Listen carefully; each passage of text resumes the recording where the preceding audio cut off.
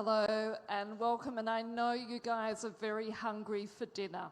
So we're going to try and make this fit within the requisite time. But having said that, having just spent the last few minutes speaking to my guest, this is a woman who is making a substantial impact in the world of media and film in a region perhaps not best known for gender equality. Let me just very quickly explain who I'm sitting next to. It's none other than Her Royal Highness Princess Rib Ali, who founded the Jordanian Media Institute in 2007. Its aim is to establish an Arab Centre of Excellence for journalism education. She's also been the member of the Board of Commissioners of Jordan's Royal Film Commission since 2005. Prior to marrying His Royal Highness, Prince Ali bin Ali Hussein, Princess Reem worked extensively in the media for international broadcasters, including CNN. She's also worked for the BBC, Dubai TV, Bloomberg TV, and United Press International. She received a prestigious alumni award from the Columbia University School of Journalism in 2011, along with another award for her excellence in international journalism. Thank you so much for joining us today, Your Royal Highness. Thank you so much. It's a pleasure to be here. Let's give Princess Reem a warm round of applause. Originally, I am from Australia, as you can tell from my accent, but I spent a number of years as a Middle East correspondent. One thing that struck me when I was working out there was the absence of female representation in the media, not to mention the public landscape as well. What you're doing, I imagine, is quite revolutionary in terms of ensuring that gender issues are addressed, both in the world of film and journalism. Thank you. Well, we've been trying from the outset to really work on, of course, media standards everywhere. But creating the Jordan Media Institute has really given us an opportunity to push a little more when it comes to women.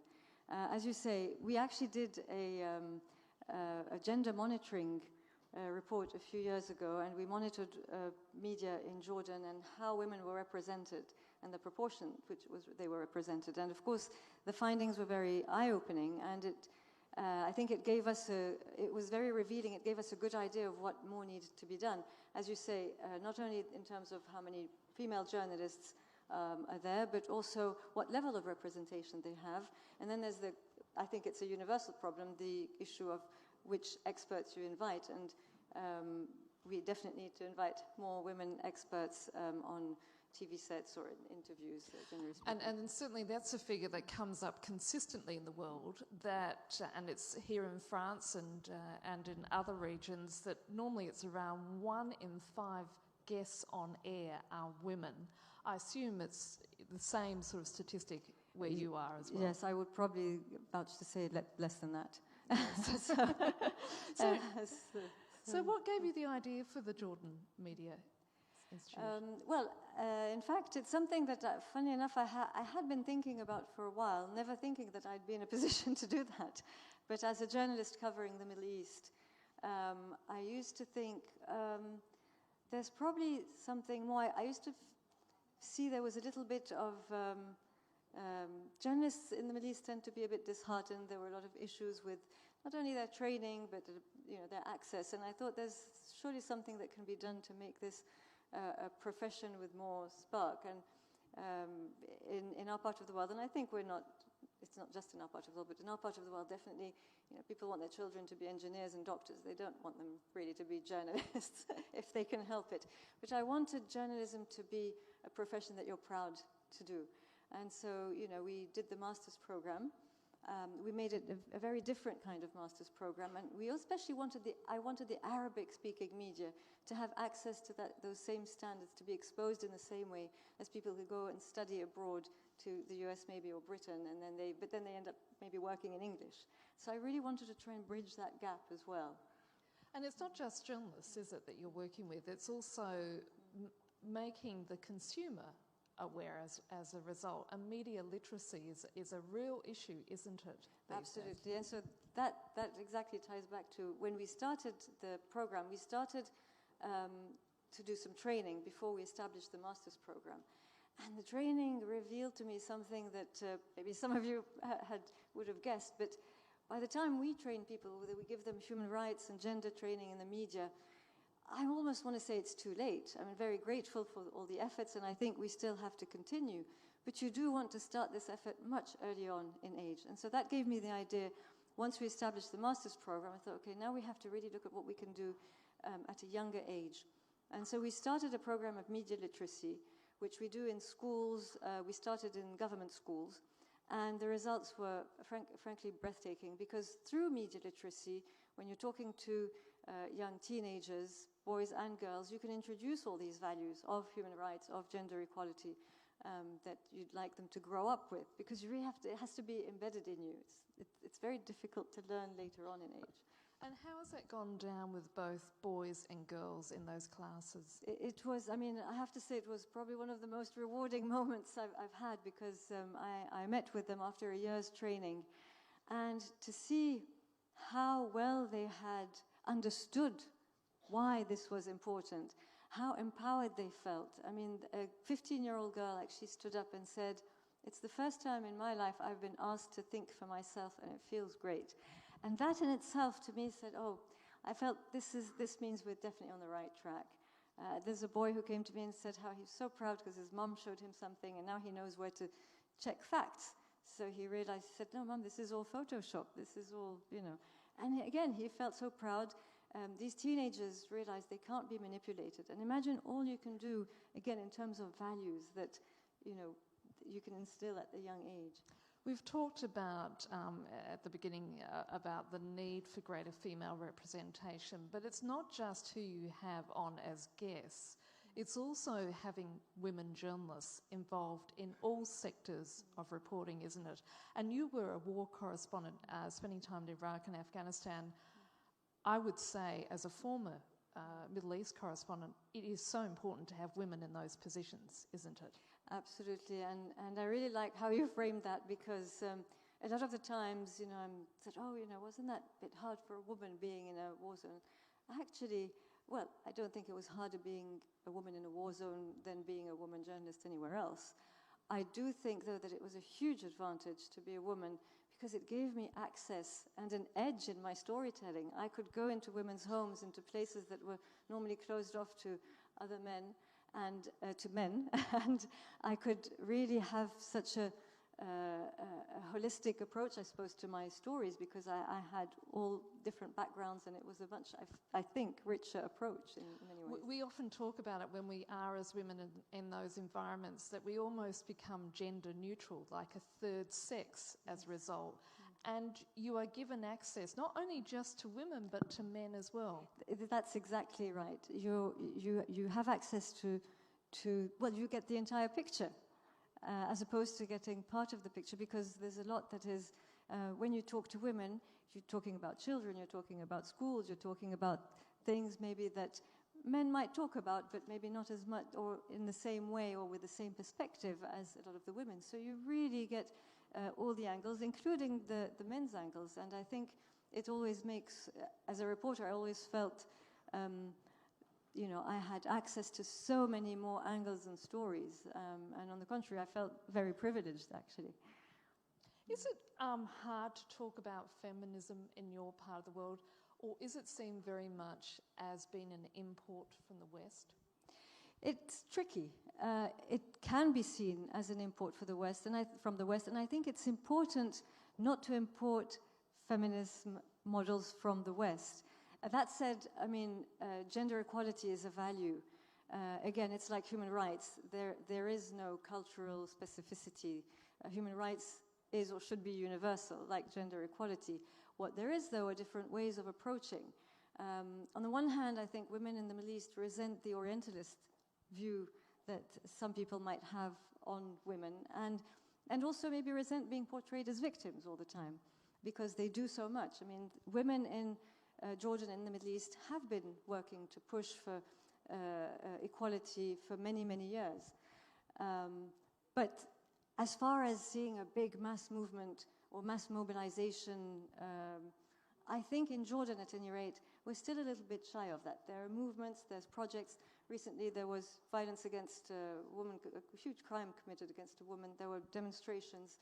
There have been demonstrations against honor crimes, but I think there still needs to be that big push.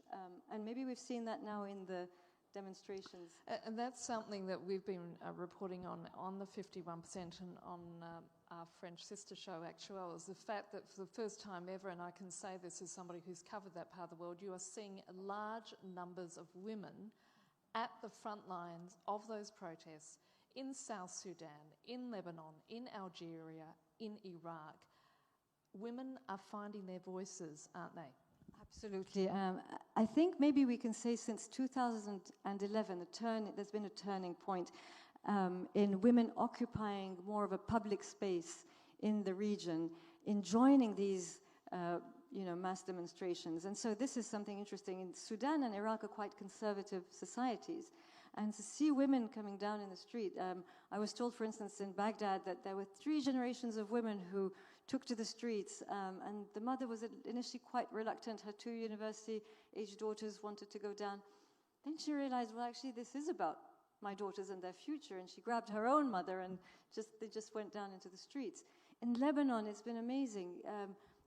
Lebanese women have long suffered also from a stereotype, the sexual, a bit simple-minded lady. Well, they've proven that they're about substance, and they've rejected that stereotype, no matter how, the different media covering them has portrayed them. They've really managed to defy that, and so I think that there has been some change, and we can probably see more.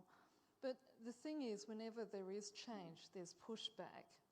Where do you think this is all going to end up? Is it going to be the case that these women now are going to demand greater political representation, for instance? I think, women do demand greater political representation. I think I would say more caveat with 2 things. Let's start with the pushback and then the women representation. The pushback comes with, yes, as you say, the more you push to change, the more there'll be some pushback. And social media really gives you a platform to see that and to witness that, because as much as it gives women a platform for their voices to be heard, it also gives a platform for the more conservative voices and the less progressive voices to be heard. And sometimes those voices tend to be louder. So now it's about really occupying that space in the media. It was also one of the reasons why I created JMI, because I thought, this is an opportunity for professional journalists to also, come through. But social media can be very powerful for everybody, but you need to sort of have these other stories, these alternative stories, these stories of gender equity where women are more fairly represented. And you do that through encouraging women to tell their stories in the news, in the media, but also through film.